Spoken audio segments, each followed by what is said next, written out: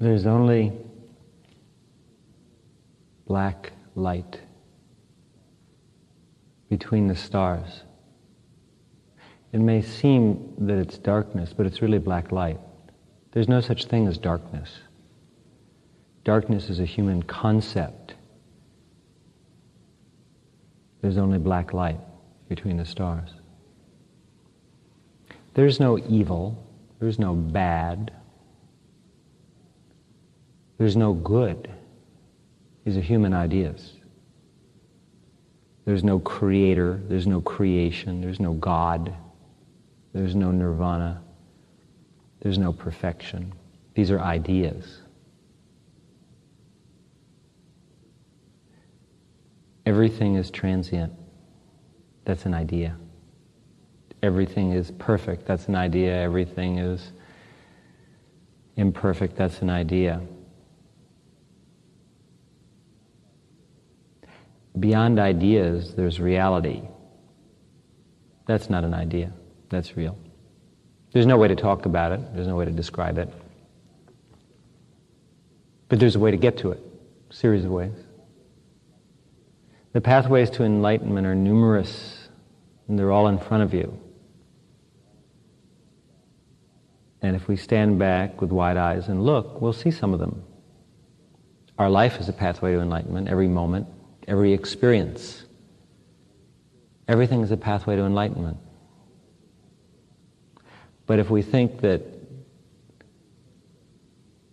there's good and evil, if we think that there's blackness, and we don't see that it's black light, then we see ourselves that way, we see life that way.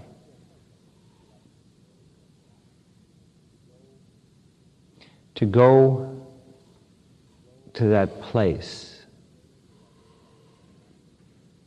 that's beyond all this, all these ideas, all these abstractions, that's what I chose to do.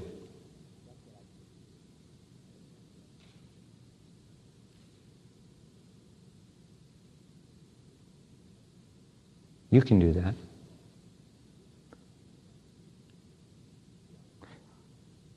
Beyond perfection. You could be there. Beyond both truth and illusion.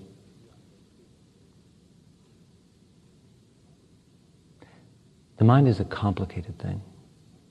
Very complicated. To you it seems simple.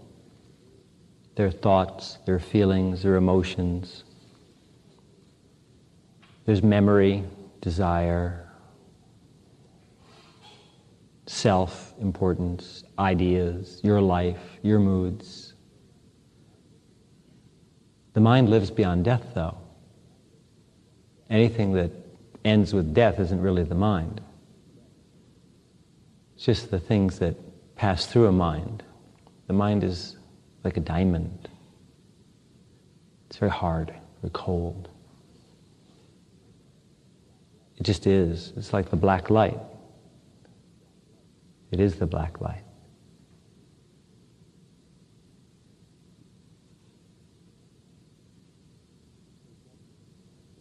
There's nothing to learn in life that's important, because all of the things that we learn are forgotten at death.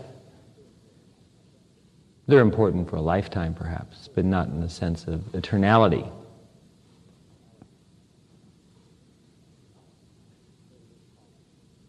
But it is possible, it is, to experience the refulgent, ecstatic perfection of all. That which never ends and never begins. It's not a fairy tale, or if it is, it's one that I live in. That's rather wonderful. When I die, all this will be forgotten, or it'll become a past life memory.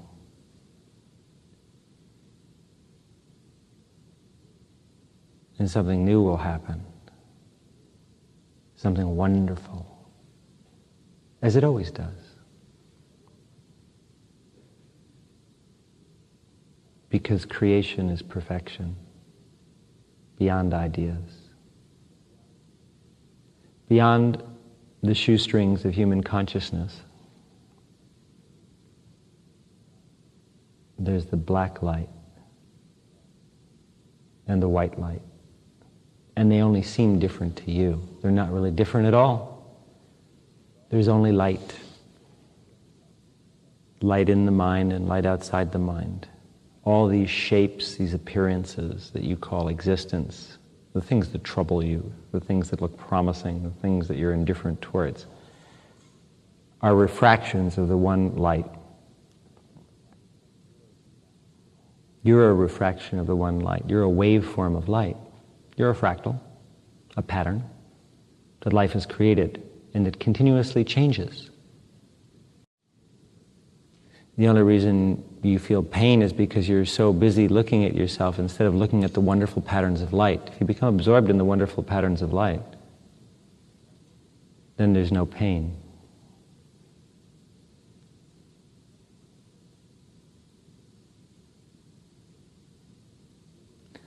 The creative imagery of existence, life to itself, is what we are. We're made up of light. To know that is self-knowledge, the conquest of the ego. Call it what you will. See, I'm a believer in the rhapsodic. I like things that are happy. For no particular reason. I just like them.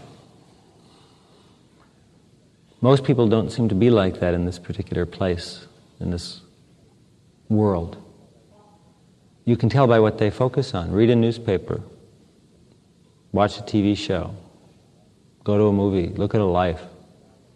People seem to thrive on misery and unhappiness. I seem to be a minority of one.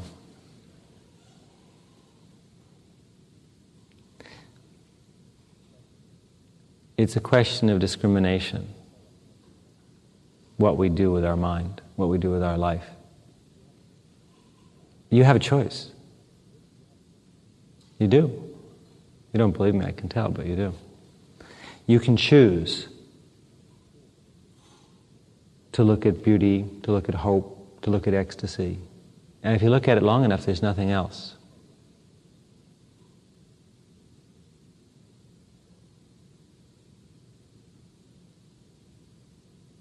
There's nothing else. In the eye of Vishnu, there's only Lakshmi. In the eye of Lakshmi, there's only Vishnu, you see?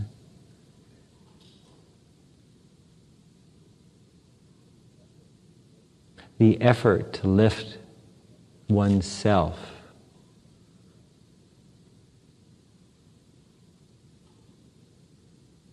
into perfect enlightenment is a profound thing. It has nothing to do with individual will. It's a refraction of the cosmos. The cosmos delights in itself. It's a complicated thing. No one understands it. It delights in its pain, it delights in its frustration, it delights in its boredom, it delights in its ecstasy. But I know that if you look at a thing long enough, you become it. If you wish for a thing long enough, it happens. If you ache for something, if you long for it, it comes to pass. No matter what it is, of course, then there you are. You're stuck with it. So it pays to be mindful in what you long for and wish for, because it will come to pass. But you'll be, of course, the thing you wished for. You'll become that. So if you wish for revenge, well, then you'll become that. You'll become revenge. You'll live in that all the time. You'll be that.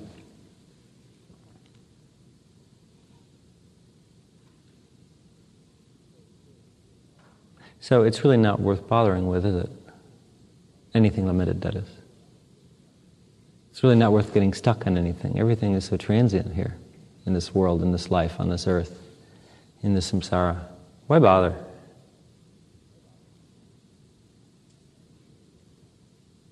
Infinity has a lot of faces. You'll see them. It's inevitable.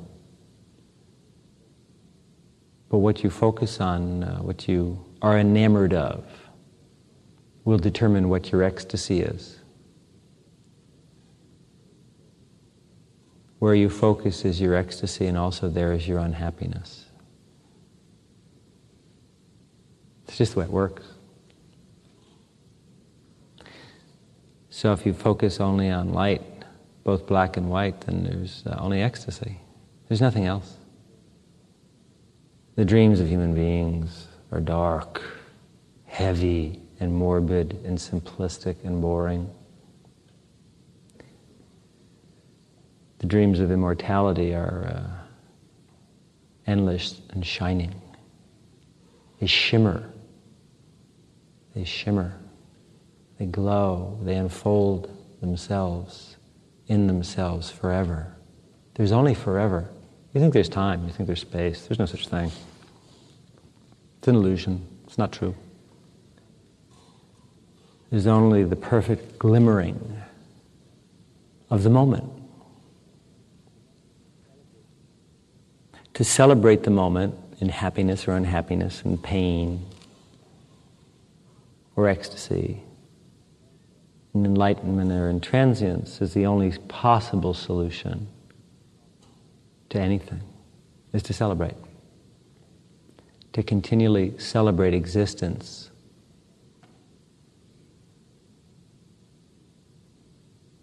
It leads you to the fountainhead of yourself.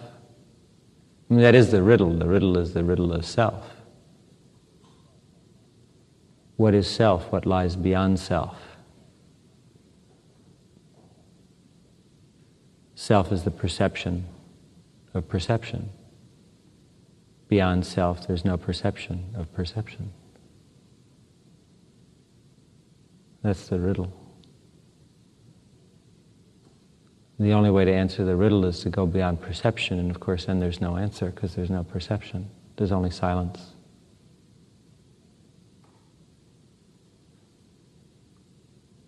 So soon we'll all go into that silence. It won't be long, we'll all be in it. Again, back in the flux.